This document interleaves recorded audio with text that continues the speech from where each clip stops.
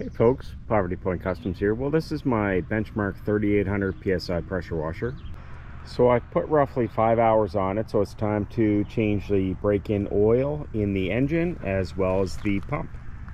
So I'm switching over all my power equipment to full synthetic, so I'm going to be using Mobil 1 10W30 in the engine. The pump requires a 15W40 engine oil. We need a funnel, something to drain the oil in. I use the measuring cup to measure the oil to the exact amount, and you're going to need your sockets. First thing you want to do is make sure that the engine has been run for a few minutes. So there's your dipstick. So on the opposite side of the dipstick is going to be where your oil drain is. It is right there. It's going to be a 10 millimeter. So we have a little plastic bucket to catch the oil. It's going to be 700 milliliters. So it's a 10 millimeter socket.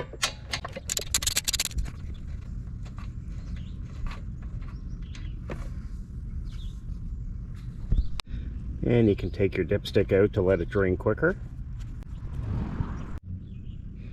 And that's why you want the paper towel to clean up after. So the oil's all drained, so we can reinstall the oil drain plug. Just remember to wipe up the engine oil that gets caught underneath of the motor when it's draining. So I'm going to measure out and put in 700 mils of oil.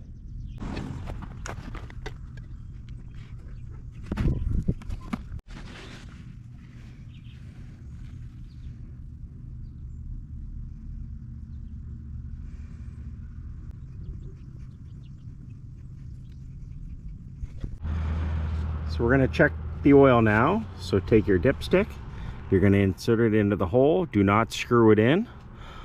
Pull it out, and you can see it's right up to the top of the cross hairs on there. So that's good. So this is the main reason why I bought this pressure washer. It has a pump that you can actually replace the oil in. So this is the fill location. So this would be like your dipstick. And underneath of it is going to be your drain plug right there. And this calls for 30 mils of 15W40. So I have my little plastic container underneath of the pump to catch the oil. So I'm going to unscrew the drain bolt here and let it drain out.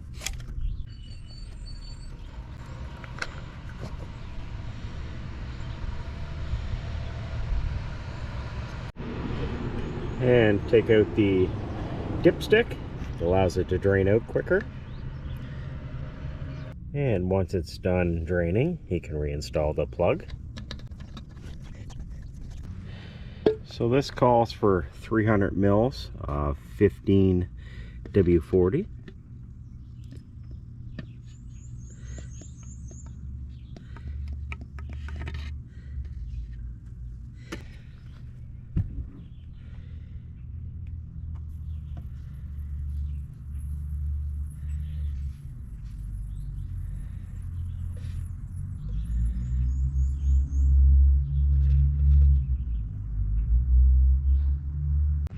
So to check the pump oil level, take the dipstick out, insert it without screwing it in, pull it out, and you want it to be right between those three lines, and it's right towards the top of the top line, which is perfect.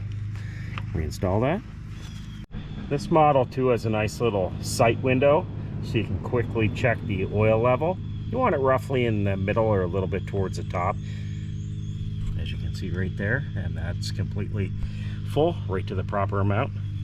So that's the pump oil with roughly 5 hours on it. You can see there's a little bit of shininess in it. Again, this is the first break-in oil change. So I'll be doing the oil in the pump and engine once a year, or probably every 20 hours roughly. So again, I would highly recommend when you're buying a pressure washer to make sure you get one with a pump where you can actually change the oil in it. Like I said, a lot of these have a seal pump in it, and they call it a lifetime oil in them. Definitely get one where you can change the oil. That seems to be the biggest failing point in pressure washers. The engines keep running, but the pumps fail. So if you're doing routine maintenance such as this on it, it should last many, many years. Again, this was just a quick video on how to change the engine oil and pump oil in a Benchmark 3800 PSI pressure washer. If you have any questions or comments, make sure you post them below. If not, I really appreciate you watching. Take care.